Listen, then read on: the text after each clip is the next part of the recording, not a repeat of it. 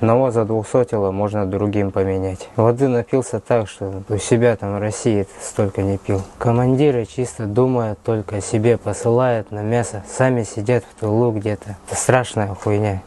Когда призвали на срочку, нас почти каждую неделю по 2-3 дня агитировали на контракт. Рассказами, то, что будете служить в штабе, в части, никуда не поедете, будет все нормально, все вранье. Подписали контракт со мной 5 человек, все 200 уже. Всем обещано было служба в части. Отправили их в штурма. Мои командиры, конкретно долбоебы какие-то, отправляют чисто на мясо, просто расходный материал. Одного за 200 можно другим поменять. Меня точно так же отправили. Сказали просто идти туда и закрепиться, и все. Отправились с деревни ночью в Пончо по полю. Направляли дроном. Дошли, сказали сидеть и закрепиться. До этого говорили, что эта лесополка полностью наша. Мы не верили все равно. На завтрашний день дошли ночью до лесополки. И как чуть-чуть затихло, мы сразу вылезли. И в сторону украинских солдат пошли с бинтами белыми. Пошли, нас приняли нормально, сдались. Накормили, напоили, дали покурить. Правда, не верил, что так бывает. Говорят, типа, не сдавайтесь, вас там измучают, изобьют, потом убьют. Отрежут там всякие конечности, в том числе половые органы. Но вранье все это.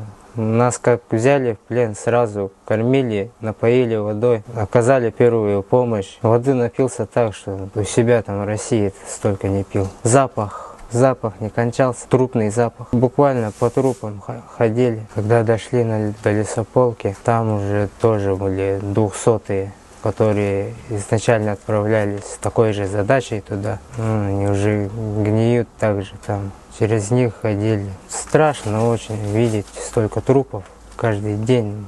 Буквально с ними вместе жить. Не советую подписывать контракт, мужики. Не ваше это. Кому это не надо. Живите лучше нормально там у себя. Командиры чисто думают только о себе, посылают на мясо. Сами сидят в тылу где-то. Пацанов чисто на мясо посылают, им похуй. Не подписывайте контракт, это страшная хуйня, не надо. На те, кто уже подписали контракт, не бойтесь сдаваться в плен, сдавайтесь добровольно, тут нормально. Кошмарики, которые вам рассказывали, все пиздеж, не бьют, кормят, поят, дают сигареты, все тут у них хорошо. Совсем не так, как рассказывали у нас там.